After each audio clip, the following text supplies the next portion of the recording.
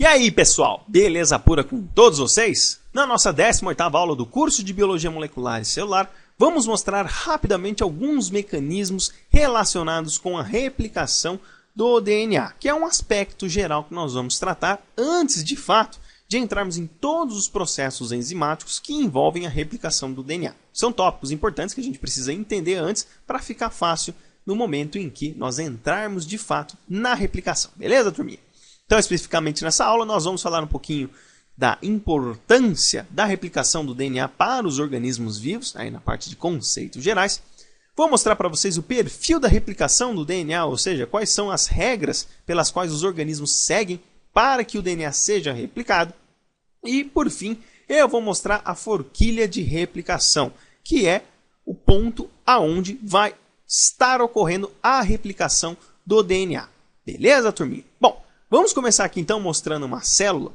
Basicamente, para os organismos pluricelulares e também os organismos unicelulares, para que eles possam perpetuar a sua espécie, perpetuar a sua vida, eles precisam replicar as suas células, promovendo a mitose. Tem também a meiose, que é a replicação das células da linhagem germinativa, mas não vamos entrar nela aqui agora.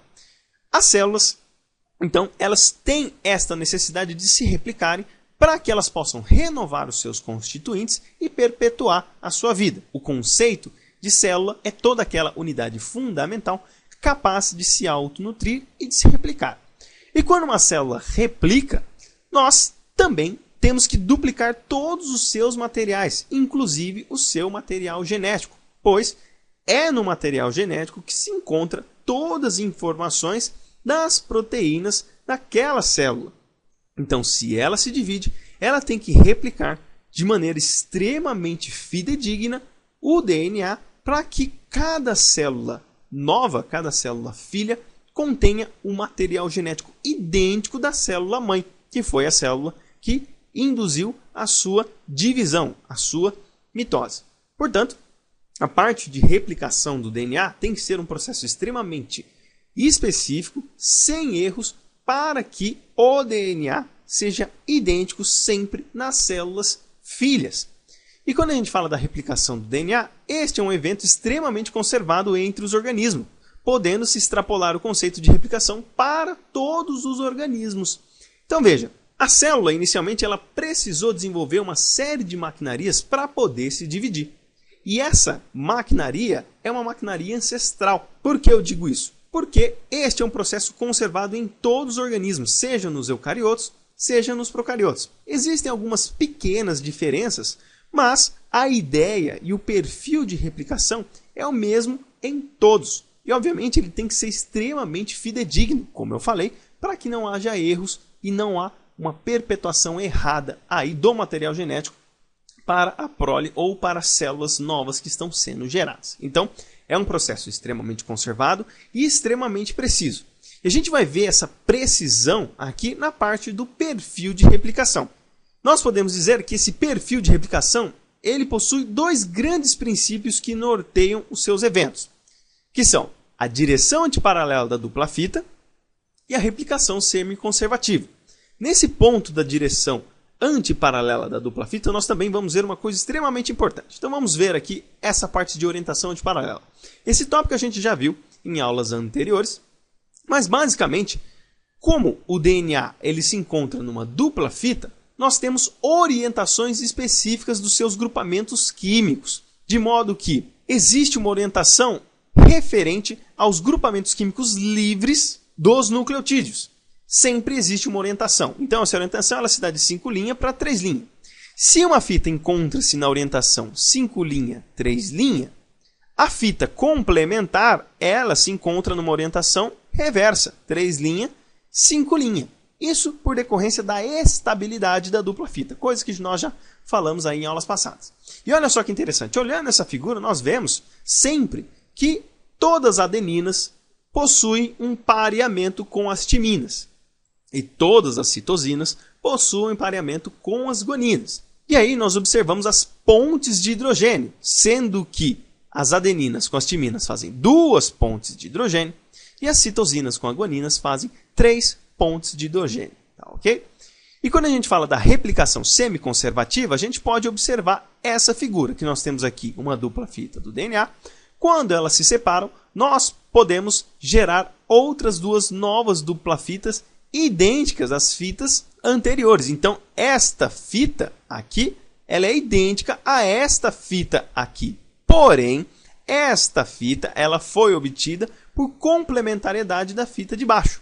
Ora, se a adenina sempre se pareia com timina e guanina sempre se pareia com citosina, então nós podemos ter a informação apenas em uma única fita para escrever a fita complementar. Então nós precisamos apenas de uma única fita para perpetuar a informação, ok? Então é somente uma fita que participa no processo de geração da outra nova fita, e não as duas fitas que juntas geram outras duas novas. Não, elas precisam se separar para que uma nova fita de DNA seja sintetizada. E aqui, como vocês podem observar, a orientação é sempre antiparalela. Enquanto uma vai de 5' para 3', a outra está de 3' para 5'. São ordens diferentes. Isso é um tópico extremamente importante, nós precisamos levar isso muito em consideração quando nós falamos da forquilha de replicação. Por quê? A replicação do DNA sempre se dará do nucleotídeo com o fosfato 5' livre para o nucleotídeo com a hidroxila 3' livre. Ou seja, se essa replicação ela sempre se dá de 5' para 3', a fita molde, a orientação dela tem que estar 3', 5'. Vamos entender melhor isso? Então vamos mostrar aqui a nossa forquilha de replicação. Nós temos aqui então a dupla fita de DNA, ela está aberta aqui e existe um ponto que está fechado. E esse ponto ele vai sendo aberto nessa direção, neste sentido. Então, aqui neste ponto nós evidenciamos a forquilha de replicação. Por quê? Porque se assemelha aqui a uma forquilha. Nós temos as duas fitas ligadas e aqui as fitas livres, tá ok? Veja, nós temos aqui então as duas orientações. 3', 5', 5', 3', tá ok?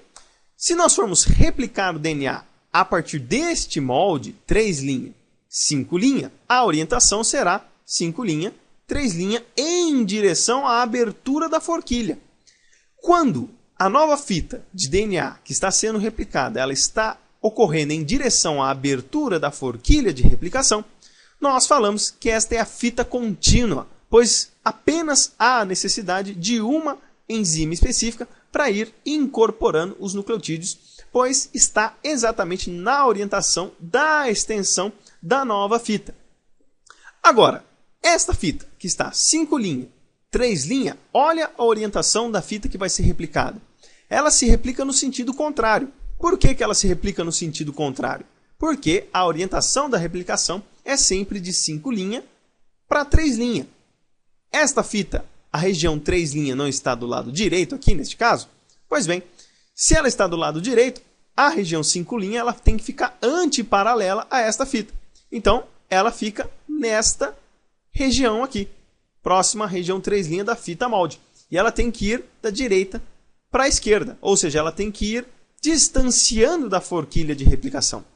E conforme ela vai distanciando, existe a necessidade de outros processos enzimáticos para estender essa fita. Então, há a necessidade de mais processos enzimáticos, e isso demora mais tempo. Portanto, a fita que está na direção 5', 3', o molde, veja, o molde que está na direção 5', 3', nós chamamos de fita atrasada ou fita retardada, porque a replicação do DNA vai se dar em direção oposta à forquilha de replicação. Beleza, pessoal? Esse aqui, então, é o norte que nós temos que seguir para entender como vai ocorrer a replicação do DNA. Certo, pessoal? Bom, essas foram as referências que eu utilizei para essa aula. Espero que vocês tenham gostado. Se vocês gostaram, por favor, dá o seu joinha, ajuda a compartilhar esse vídeo.